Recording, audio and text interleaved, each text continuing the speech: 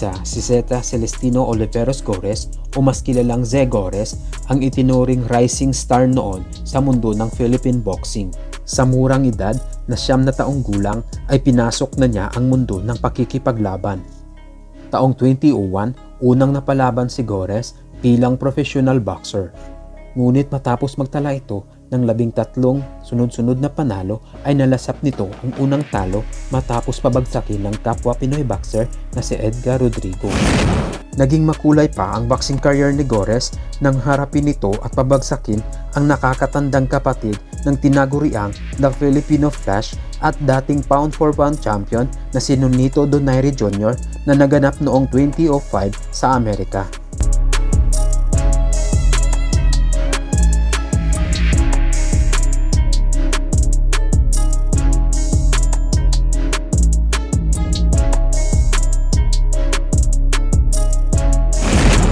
Pebrero naman ng taong 2007, nagkaroon ng pagkakataon si Gorres na lumaban para sa isang WBO Super Flyweight title sa isang defending champion na si Fernando Montiel ng Mexico.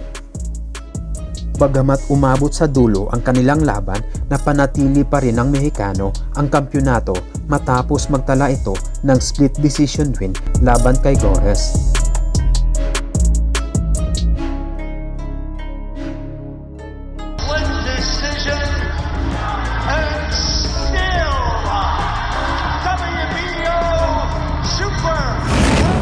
Nagpatuloy pa ang boxing career ni Gorres, kaya naman taong 2008 ay walang takot na hinarap ang former IBF flyweight champion na si Vic Darchinyan ng Armenia para sa Super Flyweight title eliminator. Naging controversial pa ang sagupaan ng dalawa matapos magkaroon ng hindi magandang officiating sa laban na nauwi sa split draw.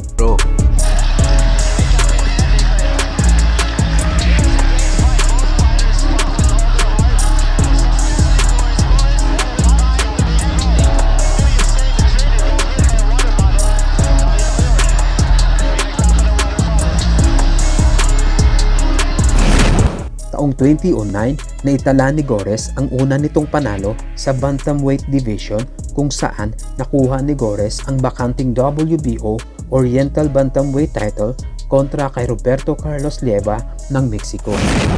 Nobyembre 30 ng kaparehong taon, sinagupa ni Gorres ang isang Colombian knockout artist na si Luis Melendez upang maipakita nito ang isang panalo at impresibong laban upang magkaroon ng tsansang makaharap at makalabang muli si Fernando Montiel ng Mexico na siyang ginawa naman ni Gorres.